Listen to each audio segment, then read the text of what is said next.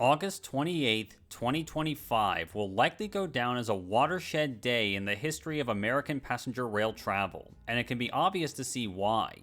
For those that don't know, that was the day that, after 9 years of anticipation and nearly 5 years of delays, Amtrak's new flagship, the new fastest trains in North America, the NextGen Acela trains, otherwise known as the Avelias Liberties, began to finally carry passengers up and down the Northeast corridor between Washington, New York, and Boston at speeds of up to 160 miles an hour. It truly has been a long time coming, to the point that their anticipation was the butt of jokes at times. But now, these trains are starting to make their proper appearance on the corridor, replacing the now 25-year-old first-gen Acela sets. However, it's safe to say that it's not been faultless. From questionable design choices to continued teething troubles in their first weeks of service, these trains, while indeed a milestone for American passenger rail, are far from being perfect at present. In my last video, I documented my first time traveling on one of these trains, and giving my thoughts on them in their present state. However, as I anticipated their arrival into service, and all the more so after I rode them, I became fascinated as to the history, both of these new trains and of the Acela service in general. It's a rather fascinating and convoluted tale of ambition not quite meeting expectations, but still proving to be an undisputed success in sheer spite of all the challenges it has faced. If anything, it's a story that shows both the current absurdities of America's passenger rail industry, the surprising strengths it has, and what happens when the insane potential of American passenger rail is unleashed. So let's take a look into the story of this truly spectacular train service, and of the new fastest trains to ever grace the rails of the Western Hemisphere. This is the tale of the Acela.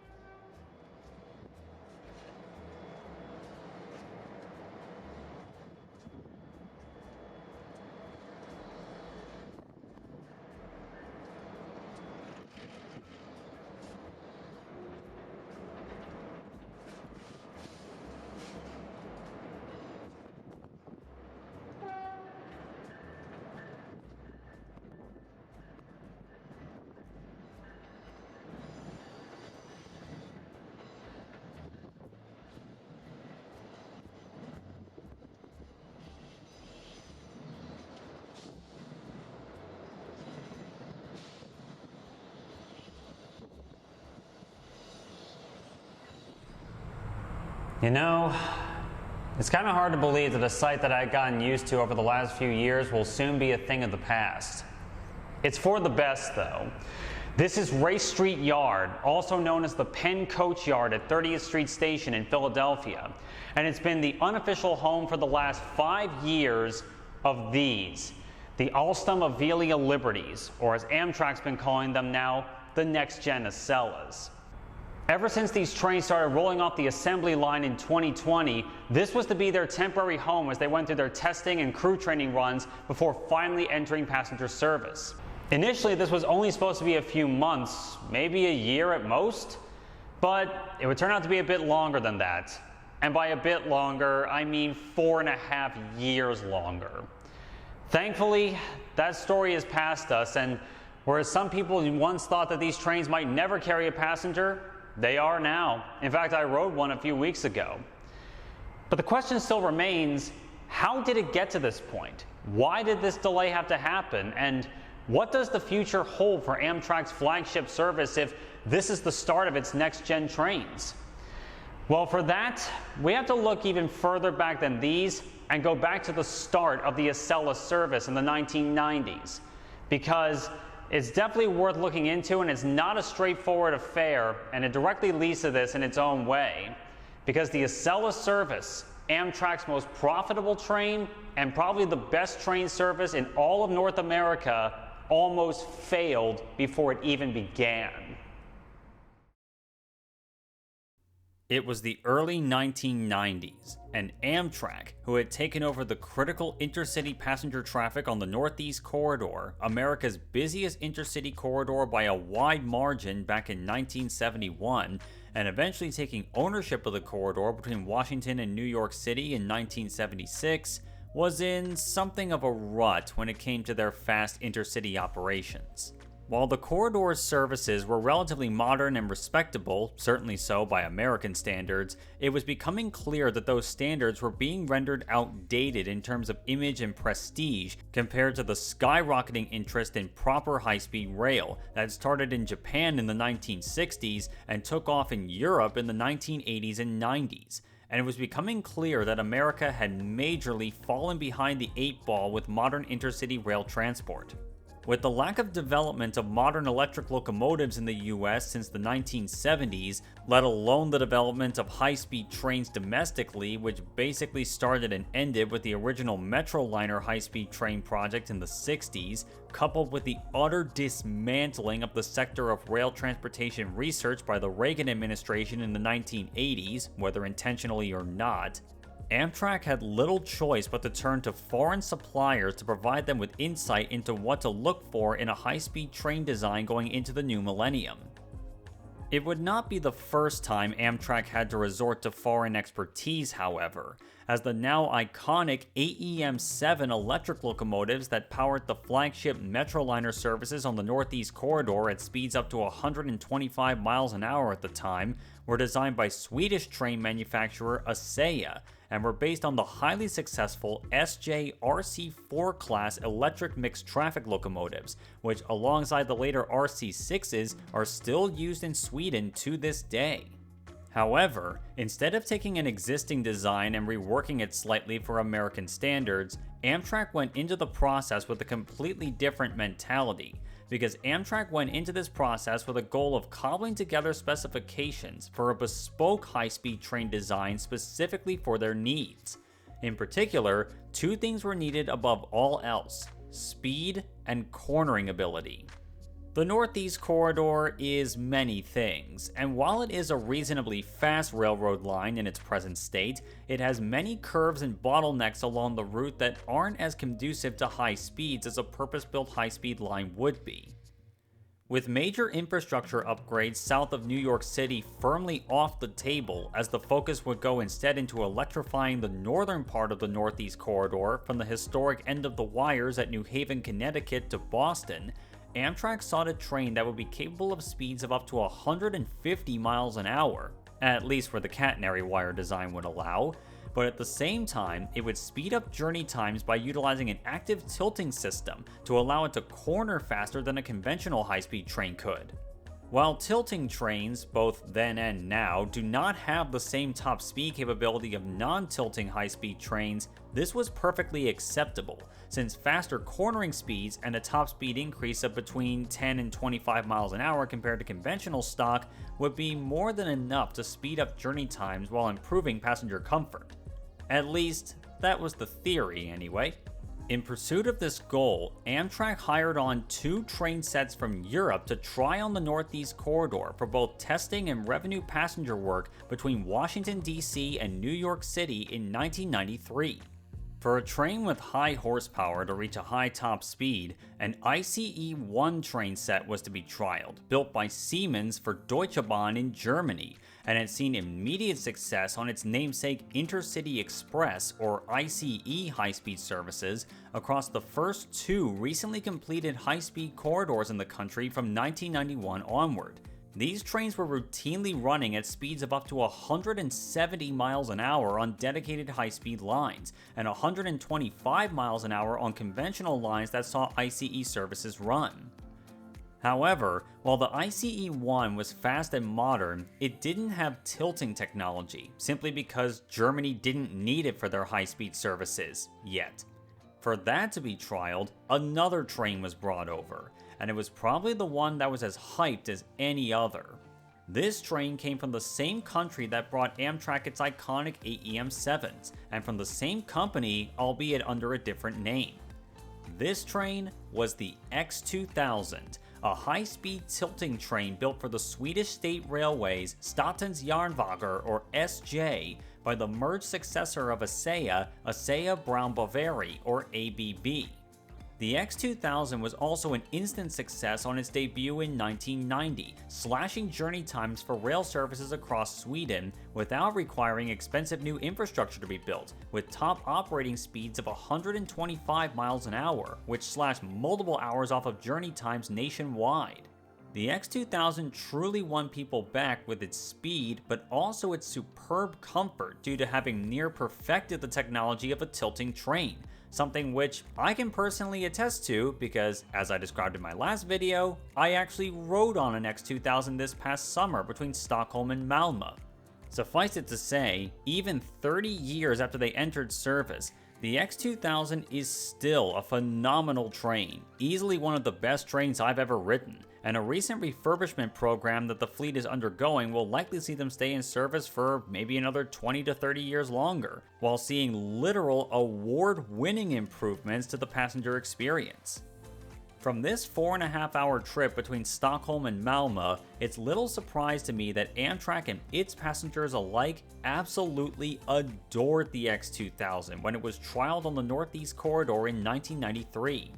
With speeds of up to 135 miles an hour in revenue service, and top speeds of 162 miles an hour reached on test runs, both the X2000 and the ICE-1 were lauded when they arrived in the US, and both of them went on tours of the continental US and Canada in the midst of their trials and revenue Metroliner service runs to drum up excitement for high-speed trains.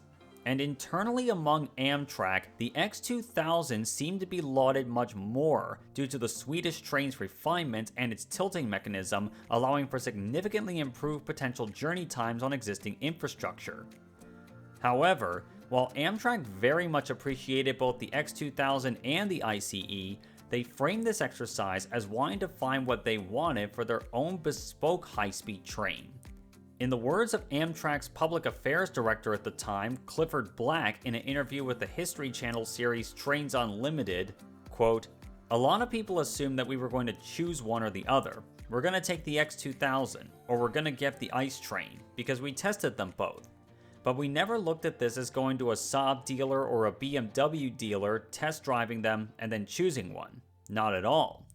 What we were looking at was what sorts of technology that we would want to specify for our own custom Amtrak high-speed train."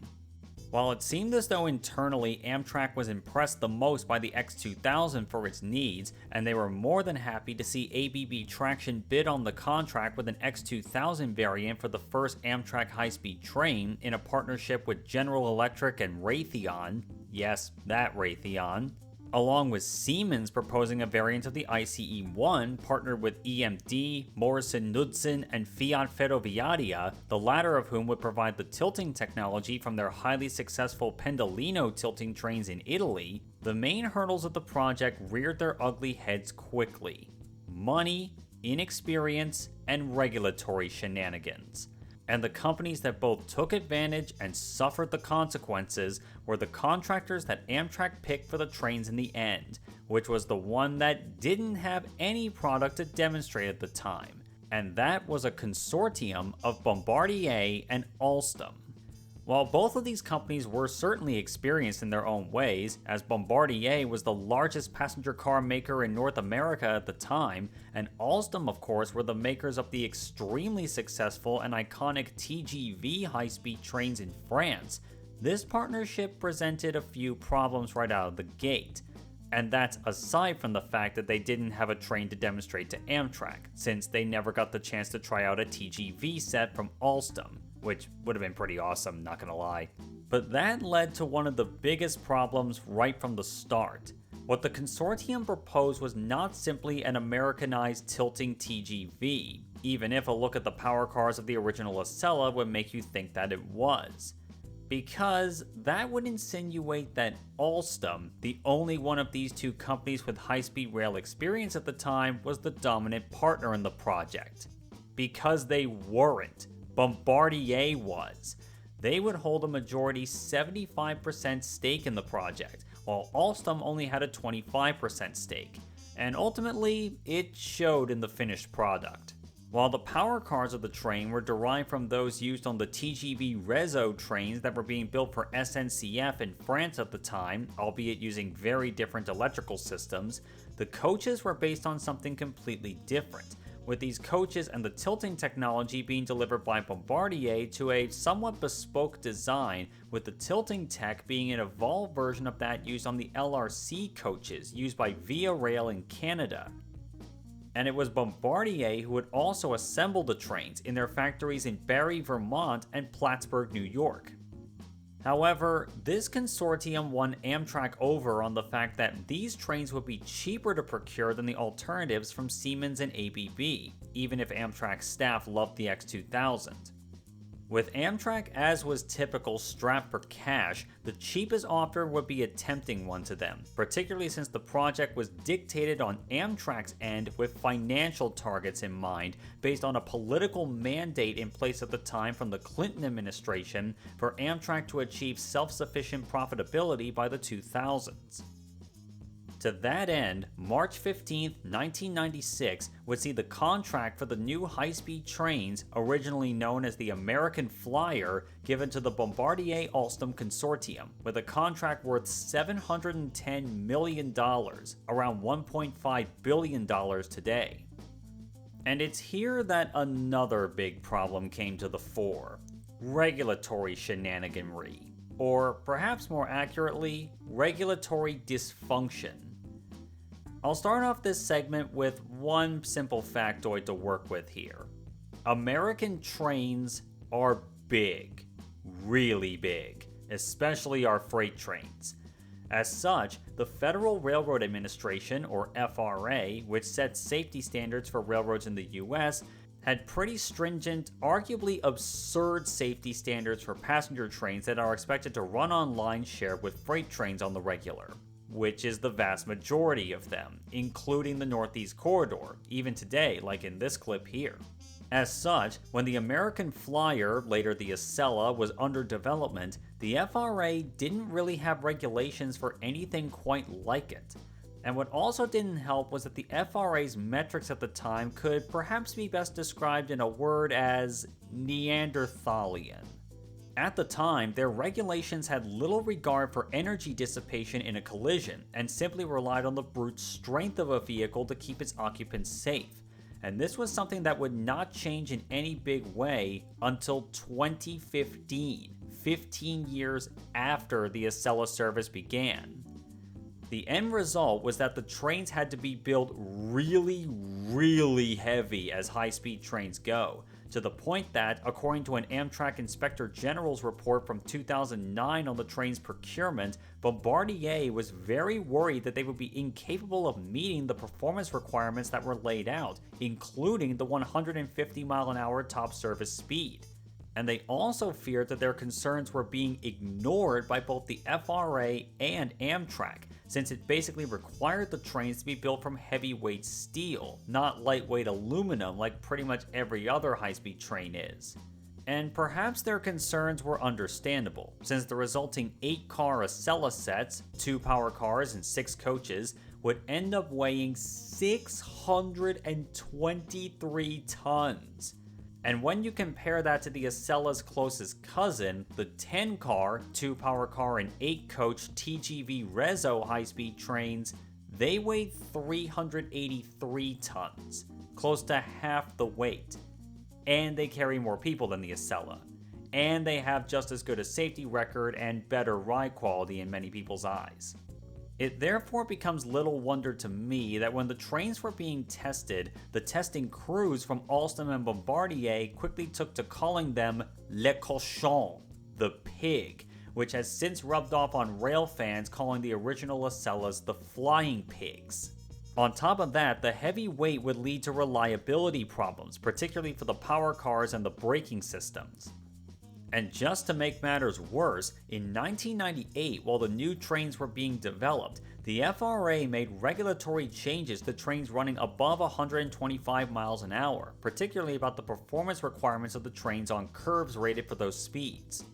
This sudden change caused massive confusion regarding what it could mean for the new trains that were already under development, particularly since it was reported that the FRA was very inconsistent regarding how these regulations were interpreted, and particularly during the testing phase of these trains in 1999 and 2000, this regulatory inconsistency caused a lot of problems with getting the trains certified for service. Combine this with other issues like the consortium having little prior knowledge of the Northeast Corridor as a route, numerous testing problems, an unforgiving timeline created due to the underestimation of the task at hand by both Amtrak and the builders, and perhaps most famously, a complete change to the design of the cafe cars that was demanded by the president of Amtrak after he rode an Ave train in Spain? No, I'm not making that up, and I'm pretty sure the Inspector General was just as befuddled and confused as I was and probably had the same reaction. Wait, what?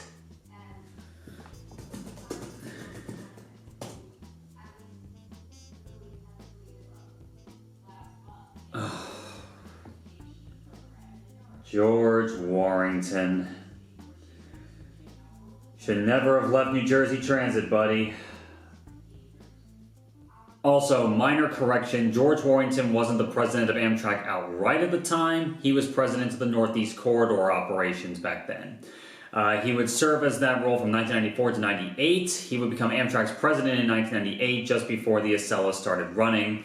But nonetheless, he has been reported by several sources to be sticking his hand in pretty much everything regarding the Acela project. He basically had his hand pretty much on the whole thing from start to finish. So, yeah, I can pretty easily pick on George Warrington on this one.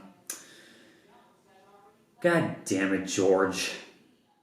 All this leads to little surprise that an initial 1999 launch date was pushed back over a year to late 2000. And this was alongside the procurement of the 15 even more problematic HHP-8 electric locomotives, which were built by the same consortium as part of the deal for other services on the corridor, which had many issues of their own. Oh, and there was also that whole thing where Amtrak didn't actually own the trains. Yeah, Amtrak sold the Acela sets before the service even launched to Philip Morris. Yes, the cigarette company Philip Morris, the ones that make Marlboros. They have a rail equipment leasing division. And Amtrak leased them back from Philip Morris for the service just to drum up short-term capital. Amtrak making a classic mistake that proved to screw over railroads in the past. Who knew? Now at this point, it seems like everyone at Amtrak, Bombardier, Alstom, and the FRA is really fumbling the bag on this project. Maybe not as bad as the Metroliners 30 years prior, but still not great. However, two aspects of the overall plan were thoroughly not fumbled. The first and most important from a technical standpoint was the completion of electrification of the north end of the Northeast Corridor from New Haven to Boston, which featured modern constant tension catenary systems throughout the route, vastly superior to the 1930s era variable tension fixed catenary used on the corridor to this day south of New York, and thus led to the establishment of the first segments of high-speed railroad line that were capable of reliably handling trains at 150 miles an hour in the US. For only 22 miles in parts of Rhode Island and Massachusetts, but hey, big achievement as American rail goes. Plus, it was completed on time and on budget too, and being directly led by Amtrak, it could certainly be described as a feather in their cap in this instance. The other aspect that was a win was Amtrak's marketing of the service. From the day it was properly announced and building off the incredible hype generated by the testing of the X2000 and the ICE a few years prior, Amtrak's marketing department went above and beyond the call of duty to drum up hype for these trains, billed as the first true high-speed train in America and the future of transportation in the Northeast. And in a true modernist fashion of the age, it led to the name being changed from the American Flyer to become the Acela Express, the name Acela being a contraction of the words acceleration and excellence. These new trains, with their design based on the TGVs, captured the public's imagination of speed, and I vividly remember as a 6-year-old in the year 2000, I had a poster of the Acela up on my bedroom wall for years, even though I wouldn't get the chance to ride them until years later. The effort was evident all the way up to the launch on December 11th, 2000, which was heralded with fireworks and one of the most over-the-top arrival announcements I've ever heard when it arrived at Boston South Station, and it became obvious that they gave it 11 out of 10 to get the public excited. And it worked brilliantly. The delays and troubles in testing were almost instantly forgotten by the public as the Acela entered service and was lauded by the public and the press alike. The trains were praised for their speed, comfort, and the overall experience for the business travelers that the train service was geared towards, as this was meant to be the replacement for the Metroliner services that had been Amtrak's flagship business travel product for the past 30 years. And in many eyes, it was a worthy successor. The press and the public loved it, and it made a profit to boot. At least when the trains were not being fixed for the numerous technical issues they were troubled with. Oh, you thought it was just the new trains that had problems, didn't you? Nope, the original Acelas had a laundry list of mechanical problems in their early years too.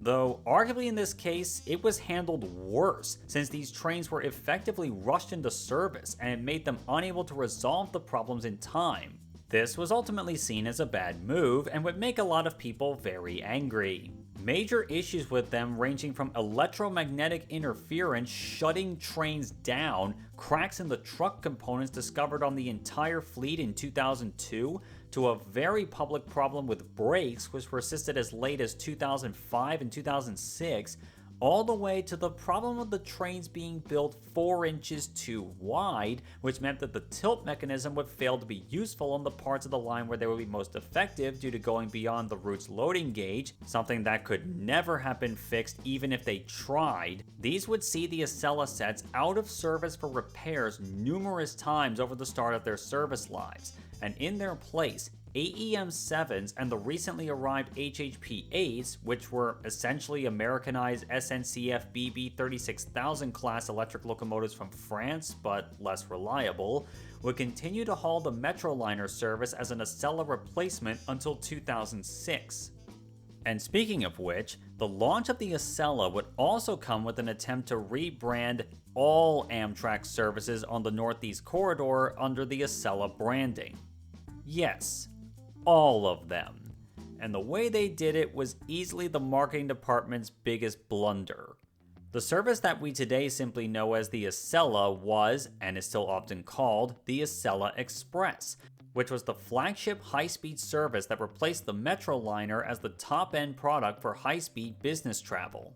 Alongside the Metroliners though, Amtrak always ran and still does run numerous other services on the Northeast Corridor at slightly slower line speeds than the Metroliner, and often running to numerous other destinations and stopping more frequently.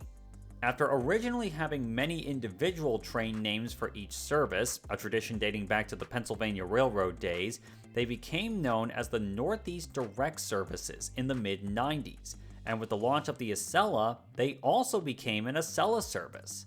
Yes, you heard that right.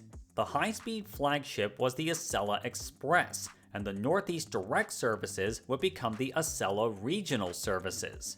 You getting a bit confused yet? Well, it gets worse, because there was a third Acela service as well. For years as well, Amtrak also ran a service on the corridor called the Clocker, which ran between New York and Philadelphia, essentially serving as a local service along the corridor on that part of the route. And guess what? It got the Acela branding treatment as well, becoming the Acela Commuter Service. Okay, I am certain you're confused at this point, because every train is an Acela now, not just the high-speed service? Well, you wouldn't be alone, because literally everyone was confused by this new convention, since everything is now an Acela, not just the actual high-speed train. And it in turn led to the new HHP-8 locomotives to have Acela branding on them, when they were never made for the actual Acela Express service, for obvious reasons. Safe to say, this was the marketing department's main screw-up, and it was deleted in 2003, with the Acela Express keeping the name, the Acela Regional becoming what's now the Northeast Regional, and the Acela Commuter reverting back to the Clocker service. That is, until the Clocker was discontinued in 2005, replaced by Express New Jersey Transit trains and later the Amtrak Keystone service. That whole marketing snafu and the reliability issues aside, Amtrak had a big feather in their cap with the Acela Express service, which became something of a cultural icon for the northeastern US, and it succeeded in bringing a massive share of business travelers back to the rails, seeing the NEC services go from 18% of the market for travel between cities served against flights and buses to 40% of the market in just the first 5 years alone. And that's only gotten better with time. What really drew people back was the prestige that was presented with the Acela service, and particularly the higher level of service, with no coach class offered at all, only having business class and first class, along with a modern image, improved passenger amenities, smooth ride, and convenient connections. Naturally, the high top speed and the tilt mechanism were big draw cards as well, but they could only run at that 150 mph top speed on the limited parts of the corridor where that was actually allowed, which for the longest time was only 22 miles of the 457-mile route from DC to Boston, and today is now about 32 miles of the route that can handle that speed, with the improvements in trip times coming from the Acela being the highest priority train on the line. And if a Northeast Regional or another train is seen to hold up an Acela, the other train is either moved to a side track to let the Acela pass or do an overtake when both trains are at a station stop. The nature of this problem is exacerbated further by the bottlenecks on the route, both caused by deteriorating infrastructure and scheduling conflicts that force all trains to run much slower than they're capable of on the fast parts of the line. And with infrastructure deterioration over the last decade and a bit particularly, this has gotten worse with time, to the point that even the fastest Acela services now are slower than they were when the service began. It's even slower than the fastest Metroliner services were in the 60s, albeit those timetables were not always reliable because those trains were even less reliable than the Acelas were. Discussing that in detail is something I'll discuss another time, but in spite of all of this, the Acela service has remained a dominant player in the travel market of the Northeast, and has buoyed the popularity of the Northeast Regional and other services to boot. However, by the turn of the next decade, only 10 years or so after they arrived on the scene, questions started to be raised about what would become of the service going forward. By this time, and after a few lawsuits going back and forth between Amtrak and Bombardier before being settled out of court when both companies realized that they didn't really have the money to go further, Bombardier ended their commitment to maintain the Acela train sets, with their maintenance being taken over by Amtrak. Thankfully, this happened after all the major issues were fixed, and things were looking stable and prosperous for the Acela service, as it became Amtrak's biggest moneymaker and best poster boy.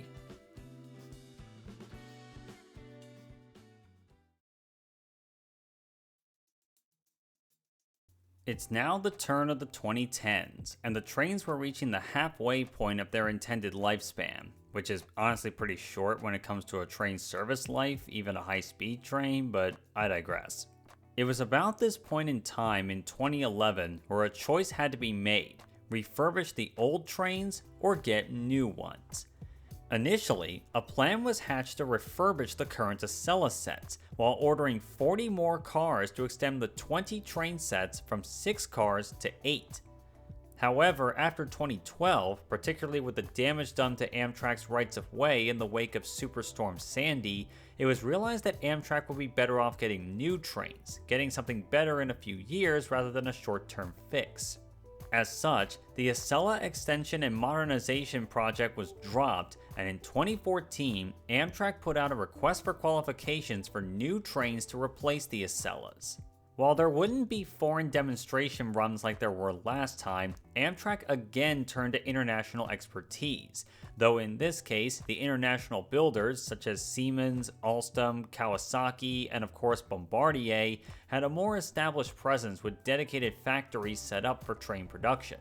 Also this time around, Amtrak had been presented with valuable lessons that they took from the previous Acela procurement process, which included working with a single rolling stock maker for the project and avoid working with consortiums, develop a contract structure that didn't lead to Amtrak and the builder butting heads constantly, making sure that both Amtrak and the rolling stock manufacturer understood the nature of the route they were working on, not rushing the prototype stage of development, making sure that the development was not influenced first and foremost by the financing package of the project, and perhaps most important of all, get proven train technology rather than cobbling together a hodgepodge bespoke project.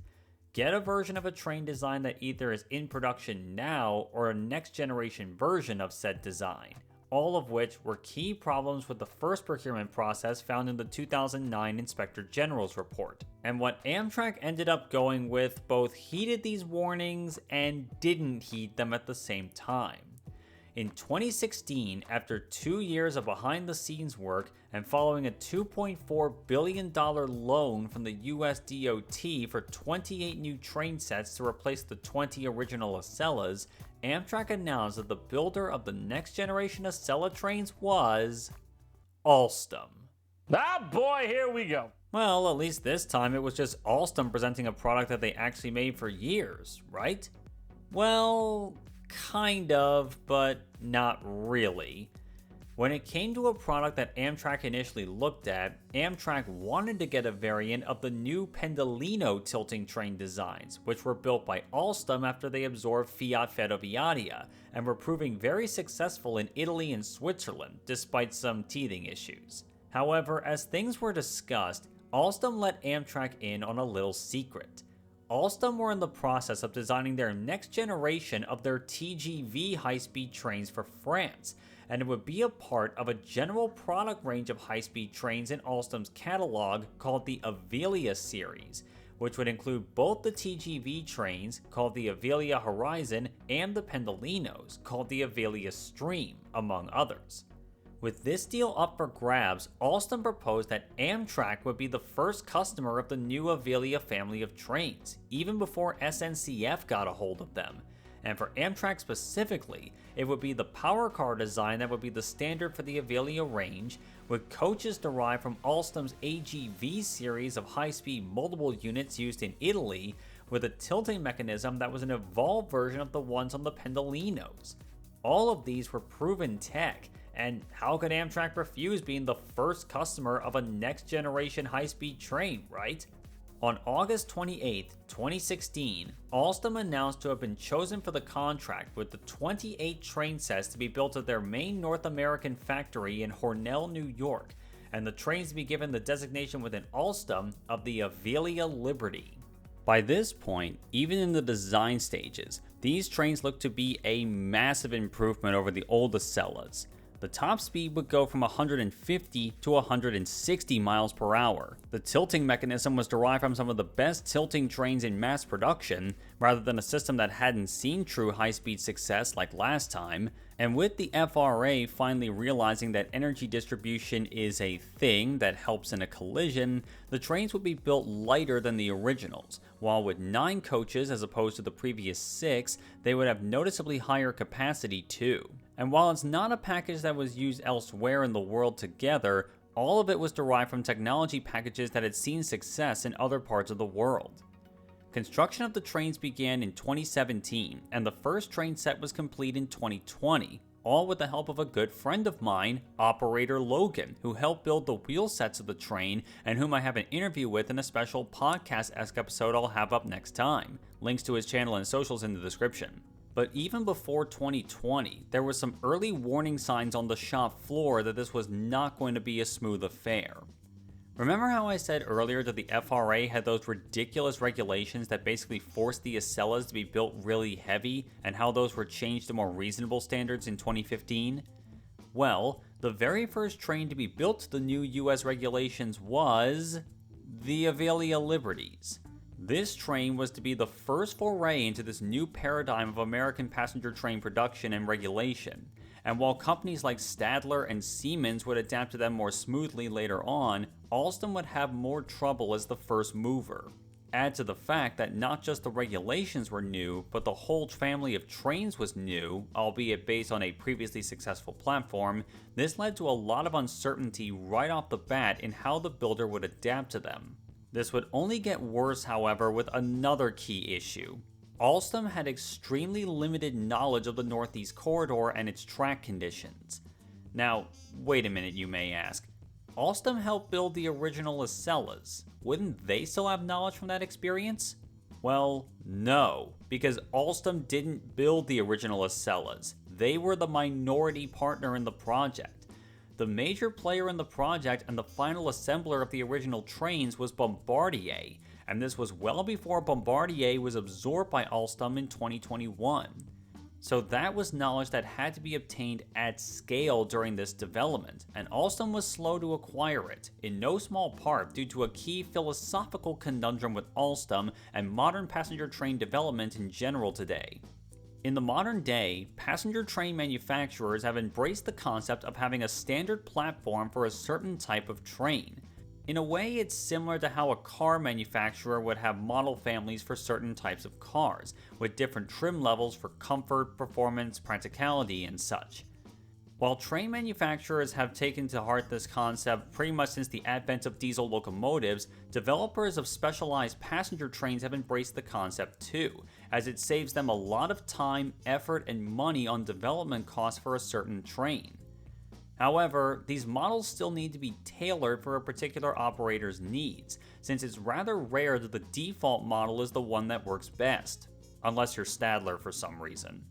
This was definitely the case for Amtrak's Avelia Liberty Order, since it was specifically made for the needs that Amtrak had in mind for the NextGen trains, and with Amtrak essentially playing the guinea pig for Alstom's first ever offering of the Avelia platform, it led to the project coming off as a highly ambitious attempt to get Amtrak onto the cutting edge of rail technology, particularly so since these trains were built to have a top operating speed of 186 miles an hour, with the tilt mechanism active, which would make them by far the fastest tilting trains ever made.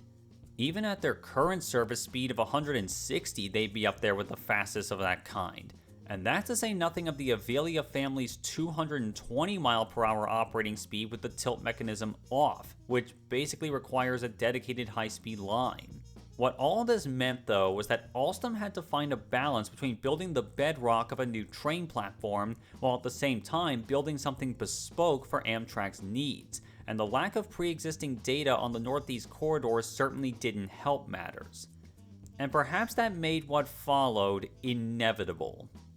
In late 2020, the first two prototype sets rolled off the assembly line in Hornell right on time, with one set being sent to the Transportation Technology Center in Pueblo, Colorado, and the other being sent here to the Penn Coach Yard outside of 30th Street Station in Philadelphia, where it would start running its first test runs on the corridor, particularly on the fast section in New Jersey between Hamilton and New Brunswick, to finally gather the data they needed on the corridor and test out the trains themselves.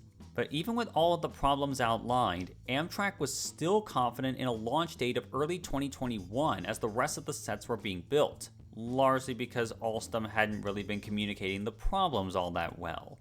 And there was also that annoying COVID pandemic thing that happened around the same time the first two sets were complete. That didn't really help at all, I'm sure you'd agree.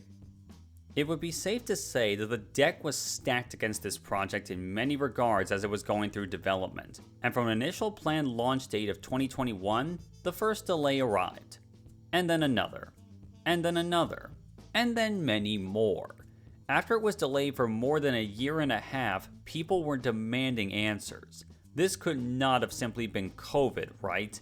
Well, it wasn't, since it was quickly reported that the new trains had a laundry list of problems that require multiple rectifications. Hydraulic failures, pantographs bouncing off the catenary wires, corroding and failing electronics, leaking roofs, even spontaneously shattering windows. I thought we left that last one back in the 60s with the Metro liners.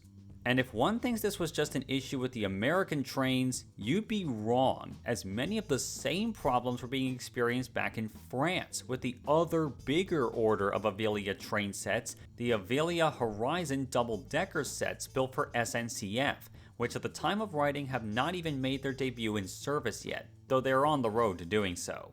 Back in the States, however, there was another problem that Alstom was continually failing to resolve. As I mentioned before, Alstom had to build up the knowledge of the data regarding the Northeast Corridor and its trackage on its own with this project, though why they couldn't just get the data they needed from the FRA or Amtrak, I'm honestly not sure. From this data, Alstom had to build a computer model showing how the train would perform on the corridor in the long term, which is required by the FRA to ensure that this high-speed train design is safe to use on American railroads. And one of the main reasons why testing and trial runs of the Avelias on the corridor became so glacial was because Alstom was continually failing to create a computer model of the train that would pass the FRA's requirements, particularly since Alstom's computer models had a hard time modeling the rails of the corridor properly, something that they would struggle with until early 2024 when they finally got one that passed. After 14 tries. Not kidding. And at a corporate level, this project was becoming a black eye for a train manufacturer who had suffered several in recent years, particularly after a questionable acquisition of Alstom's old Acela partner from 20 years prior, Bombardier, who after suffering financial woes had their rail division absorbed into Alstom in 2021. In the years since, and in part owing to the struggles to maintain the orders from and prop up the assets of Bombardier, which was found to be in much worse shape than Alstom had anticipated, many projects that Alstom took on would suffer delays. The Avelia Liberties in the US, the Avelia Horizons in France, the Class 701 Aventra commuter trains in the UK, the IC5 Coradia Stream intercity trains in Denmark, among others, all of them would suffer years-long delays that ripple through to today. While Alstom ultimately had the backing of the French government to keep them going financially, the Bombardier takeover and the coincident delays to numerous orders were taking their toll on the company's reputation. And all of this would come to a head on September 29, 2023, when Amtrak's Office of Inspector General released a comprehensive report documenting the problems dogging the procurement of the new trains, and perhaps as important, the struggles of keeping the current Acela service going. Oh yeah, you almost forgot about those. In the midst of all this drama with the new trains, the old Acelas were deteriorating at a rapid rate. With the trains having to run on parts that were difficult to source in the first place, especially with the bespoke design and the falling out with Bombardier, Amtrak had to resort to a tried but desperate measure to keep the trains going: cannibalize the trains themselves for parts to keep the other ones running. At the time of making this video, 5 Acela sets have been removed from service for parting out to keep the other 15 sets running, with one set being outright scrapped after all of its parts were salvaged. And this lack of parts has been leading to increasing reliability failures with the first-gen Acelas, and the maintenance crews at Amtrak's Wilmington and Bear shops have constantly been waiting for when the next one will bite the dust. Despite all of this, the shop crews have been doing what many people would think have been impossible, and that is keep the Acelas running with minimal reductions in service frequency, all while seeing ridership increases year over year pretty much consistently since the service began, the pandemic years notwithstanding. In fact, the year 2025 is already set to break last year's record and become the biggest year of ridership in Amtrak's over 50-year history. While the overall topic of keeping aging trains going is something I talked about in another video, in the context of the Acelas, it's meant that the trains were being held together by the sheer force of will of the people in the shops. And sometimes it isn't enough. Breakdowns of old Acela sets started to happen more often, albeit it was still a rather rare occurrence. And the people in the shops, executives, politicians, and the public alike were coming to the same conclusion. We need the Avelias, and we need them fast. And perhaps if anything, the release of the Inspector General's report and the subsequent memes that followed it, thank you Alan Fisher, was just the fire that was needed to get both Amtrak and Alstom to push the issue on their rollout of the Avelias. At long last, on January 13th, 2024, the FRA finally, after 14 tries, greenlit the computer model for the trains, thus finally allowing the trains to really get their shakedown, testing, and eventual crew training runs in. These test runs began in earnest in April 2024 and would see sets routinely run at high speeds along the Jersey Speedway between Hamilton and New Brunswick, New Jersey, often passing through Princeton Junction at top speeds of 165 miles an hour, which were an immediate magnet for late-night rail fans to get footage of them, including yours truly. And while an initial optimistic fall target launch date of late 2024 was proposed, that one passed us by too, thus annoying us even more. It was getting close, but not close enough. After that though, another time of spring 2025, particularly late spring, was put out for a launch date. And during this time, more test runs, including runs up and down the entire length of the corridor on a near daily basis on weekdays, was undertaken, largely to get the sets enough mileage under their belts so the FRA would approve them for passenger service. Later on, this would be joined by runs that would feature so-called dress rehearsals, where Amtrak employees were invited on board to both try out the trains and simulate passenger loads. Unfortunately, this came a tad too late for the end of spring, much again to people's annoyance, especially since the anticipation was killing us. It was well known the trains were tantalizingly close to being ready, but not quite yet. And then, on the morning of August 7th, as I myself was standing on the platform at Newark Station in Delaware to take this shot of an Avelia test run, it happened. An actual set date was confirmed, August 28th. Even with this being announced, there was naturally speculation if this would actually come to pass. After all, we had been burned numerous times before. But it happened. On August 27th, a press run for invited guests, including several prominent transit YouTubers, went off without a hitch, and the very next day, the first revenue services carried their first passengers. The agony was over. The Avelias were here. Just as with last time, Amtrak did a good job drumming up hype for this new train, even with 2 weeks notice to the launch date, and more people got excited to ride them. And as people did, a general consensus began to be formed about them. Overall, the trains were a major improvement over the old Acelas in many respects, but as I elaborated more in my trip report in my last video, a particular controversy arose due to the seats of the train, and even more particularly, the recline function, or relative lack thereof. For those that don't know, Amtrak has usually been considered among the best train operators in the world for seat comfort. And considering how long some Amtrak trips can be, even the non-sleeper ones, that's definitely a good thing to have. However, the Avelias seats seem to be a bit firmer than the older seats on the old Acelas and the Amfleet seats on corridor trains. The winged headrests of the seats tended to be polarizing in that people either loved them or they hated them. But the most controversial of all was the fact that the seats didn't recline by leaning the back of the seat. It was by sliding the bottom of the seat forward. The main reason for this has largely been explained by the fact that the Acelas need to have better capacity, and that traditional recline functions work against that. But if anything, it was seen as a loss of one of the things that makes American trains great and a surrender to European standards, which in this case was probably the one thing that was worse than what we have in the States. Though, if you saw my thoughts on the X2000 trip and the Avelia trip report video, I found that this was certainly not universal.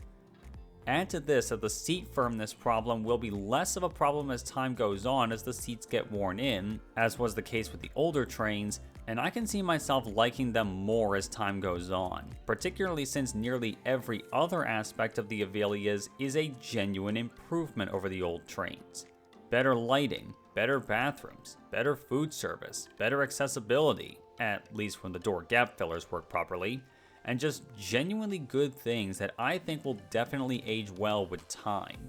And that's also going to be a theme with how the trains perform, since they're not entirely free of issues in their first couple of months of service. The most obvious one to most riders has been the frequency of times where the gap fillers under the doors, which are used to improve accessibility while boarding, don't retract when they're supposed to, staying in their extended state and requiring emergency measures to resolve them. and as such, this has been one of the most common causes of delays on the services that the trains run on. The other issue is less obvious to the layperson, but has a bigger impact on their trip than many may at first suspect, and that's how fast the trains are allowed to run at this stage and how they are constrained for now with how fast they can go. While the trains are allowed to run at their advertised 160 mph top speed on the parts of the line where they're allowed to do so, the trains are not yet cleared to use their tilting mechanism to the full extent that they technically can, and as such, for the time being, their cornering speed is limited to that of a Northeast regional train, a train without a tilt mechanism. Combine this with the fact that these trains have less horsepower than the old Acela sets, 9,400 horsepower versus 12,400 horsepower per train on the old sets, leading to slower acceleration in spite of the lighter weight, and it's why you may have seen articles talking about how the new trains are slower than the old ones. While this is kind of true, at least in two little regards, it's something that one really needs to read more than the headline to get what's actually happening and realize that this is a temporary thing for the most part. At the moment, the NextGen Acelas are not yet being used on the fastest Acela runs as a result of this, being used on the runs that stop at some of the smaller stations that the Acela trains call at, like Metro Park or Stamford. And as they're slowly rolled out, they will find themselves on more and more service patterns, particularly since the sets will be brought back to Alstom for refit work as the issues that they currently face are resolved. And in the case of the tilt mechanism, until eventually the FRA clears them to run at their maximum allowed efficiency to take the corners as fast as they're capable of. All of this is expected to occur over the next 2 years, which is expected to be the time, mid-2027, when the NextGen Acelas become the only type of Acela train in service. So that leads to the interesting question of what lies ahead for these trains. Well, there's going to be a lot of activity that's going to be surrounding them for the next couple of years especially. More sets are going to be seeing revenue service debuts. All of them will be going up to Alstom's works in Hornell over time to get their rectification works done.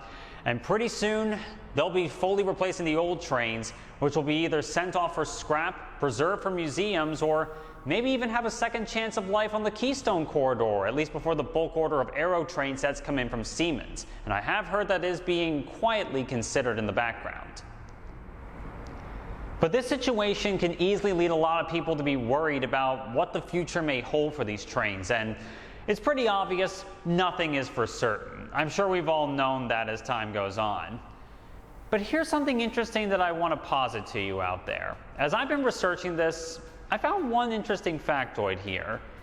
Alstom had this interesting knack for making their trains much better over time than when they started. Even if the trains start out shambolic, they can over time become actually some of the best trains in service for a given operator, to the point that they're even preferred by crews and maintenance staff.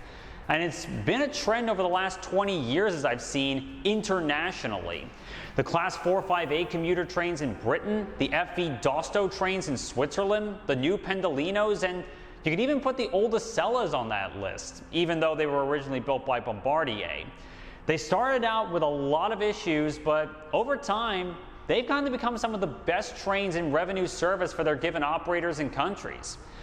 And it's very possible, especially considering Alstom's maintenance plan with Amtrak, where they essentially cover all maintenance on the trains for the next 2 years, and most of them for the next 5 years beyond that, that these trains have every possibility of becoming the most reliable trains that Amtrak has ever had.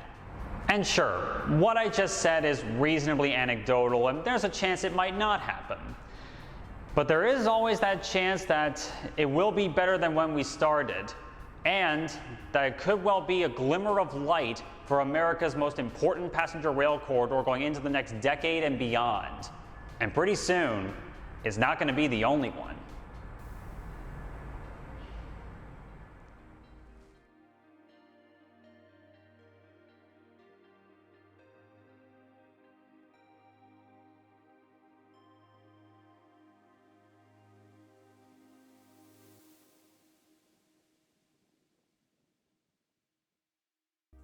It's easy to see all that has happened with the Acela service over the last 25 years or more and have your head spinning as to what has transpired.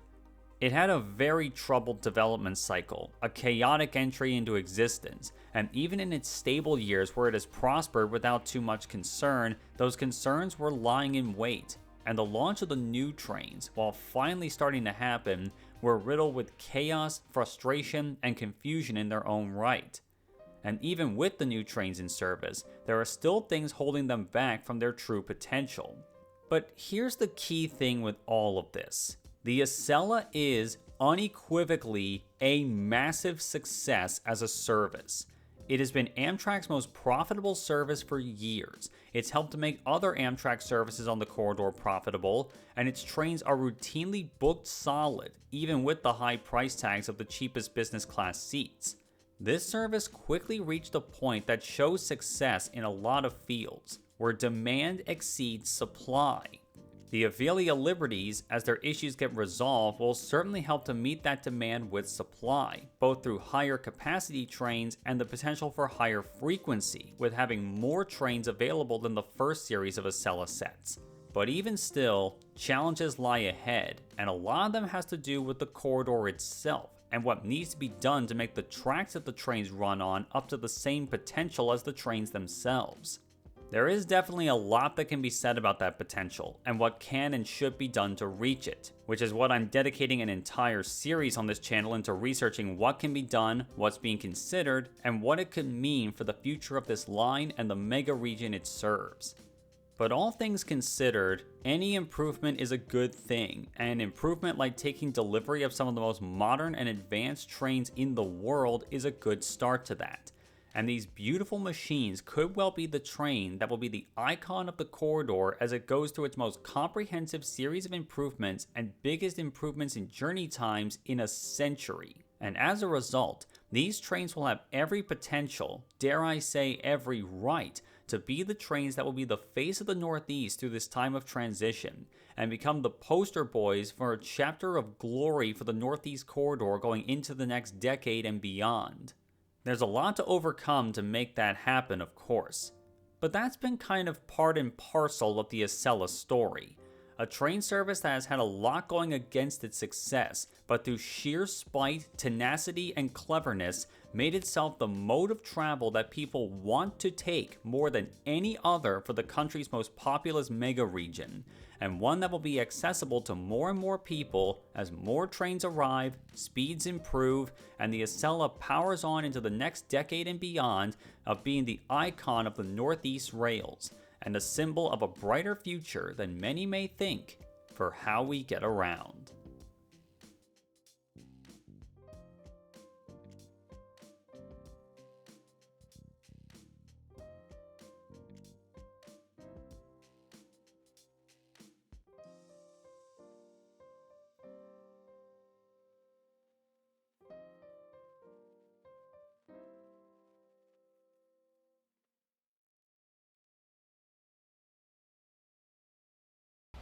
Hi everyone, Steve from How We Get Around here, and thanks for watching the video. If you enjoyed it, be sure to do the typical YouTuber stuff, liking it, commenting on it, and subscribing to the channel if you haven't already. I'm definitely not going to be running out of material anytime soon, so there's a lot to keep subscribed for. Also, as you can probably tell, these videos are fairly high effort and they take a lot of time, effort, and money to go into them.